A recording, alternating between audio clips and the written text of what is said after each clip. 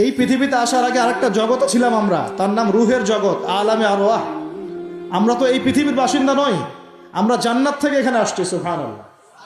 এটা তো আমাদের নোংরা জায়গা, এটা হচ্ছে আমাদের থাকার জন্য নোংরা জায়গা। আমরা তো জান্নাত থেকে এসেছি এখানে। হাই ক্লাস থেকে লো ক্লাসে আসলে মানুষ খুশি হয়? জান্নাত হাই ক্লাস না দুনিয়া হাই ক্লাস? আমাদের পিতা মাতাকে জান্নাতে রাখা হয়েছিল, সেখান থেকে আমরা এখানে এসেছি। এখান থেকে আসি নাই? আর আত্মাগুলোকে, আমাদের আত্মাগুলোকে রুহের জগতে রাখা হয়েছে। সেখানে সমস্ত আত্মাগুলোকে ডেকে আল্লাহ পাক বলেছেন, আলাস্তু বিরব্বিকুম। আল্লাহ বলছেন কি? আলাস্তু বিরব্বিকুম, আমি কি তোমাদের রব নই? সমস্ত আত্মারা একসাথে বলেছিল, বেলা ইয়া রব্বি, অবশ্যই আপনি আমার রব। সুবহানাল্লাহ। আমরা এই সাক্ষ্যটা দিয়ে আসছি। সূরা আরাফ পড়লে আপনি বুঝতে পারবেন, এখানে আছে আমরা এই সাক্ষ্য দিয়ে পৃথিবীতে আসছি। এখানে এসে ভুলে গেছি, মনে পড়ে না। মনে পড়ে? মনে পড়ে না। এইটা মনে করানোর জন্যই তো আল্লাহ পাক যুগে যুগে নবী রসুল পাঠিয়েছেন। এটা মনে করিয়ে দেওয়ার জন্যই আল্লাহ পাক আসমানে কিতাব নাজিল করেছেন। তুমি ভুলে যেও না, তুমি ওই জগতে ছিলে, আমাকে সাক্ষী দিয়ে এসেছো। এই দুনিয়ার ফিতনায় আমাকে ভুলে যেও না। নবীগণ এসেছেন, হেদায়েতের বাণী শুনিয়েছেন, আসমানি কিতাব নাজিল হয়েছে, আমরা সেই কিতাব পেয়েছি।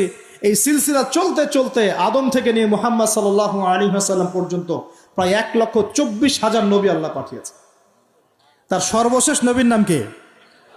মুহাম্মদ রাসূলুল্লাহ সাল্লাল্লাহু আলাইহি ওয়াসাল্লাম। এর আগে তাওরাত, জাবুর, ইনজিল সবই আল্লাহর পক্ষ থেকে এসেছিল। মানুষ যখন সেগুলোকে বিকৃত করেছে, আল্লাহ পাক আবার নতুন করে বিধান পাঠিয়েছে। এই সর্বশেষ বিধান কোনটা? আল কোরআন, এবং তার ব্যাখ্যা কি আছে?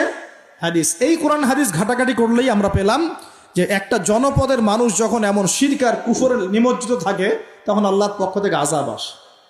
আর আমরা কি সেই পাপে নাই ভাই? আপনার উপরের লেভেলের সিস্টেম থেকে শুরু করে নিয়ে একদম এই শিক্ষাক্ষেত্র বলেন, হাতের আংটি বলেন, চিন্তা চেতনা বলেন, হ্যাঁ, রাস্তাঘাটের ওই যে গণকের কথা বলেন, কবিরাজের কথা বলেন, জাদুবিদ্যার চর্চা বলেন, হ্যাঁ, ওই ভাগ্য গণকের কথাই বলেন, রাশিফলের কথাই বলেন, সব আমরা শিরকের মধ্যে লিপ্ত আছি এখন। এর পাশাপাশি আমরা কবর পূজা করছি, মাজার পূজা করছি, আমরা আল্লাহ ছাড়া অন্য কারোর জন্য জবাই করছি, মানত করছি, কসম করছি, কুরবানি করছি। কোনো কোনো জায়গায় আমরা আগুনেরও পূজা করছি, আগুনের সামনে দাঁড়িয়ে মাথা নত করছি না? আবার কোনো কোনো জায়গায়, কিছু বড় বড় জায়গায় পর্যন্ত নীরবতা পালন করা হয়। নীরবতা মানে কি? আমরা নামাজের মধ্যে যখন দাঁড়াই, তখন আল্লাহর উদ্দেশ্যে নীরব হই না? আল্লাহর উদ্দেশ্যে নীরব হয়ে আমি আল্লাহর ধ্যানে মগ্ন হয়ে যাই না? তো এখানে আপনি কার ধ্যান করছেন? যখন আপনি আগুনের সামনে দাঁড়ায় নীরব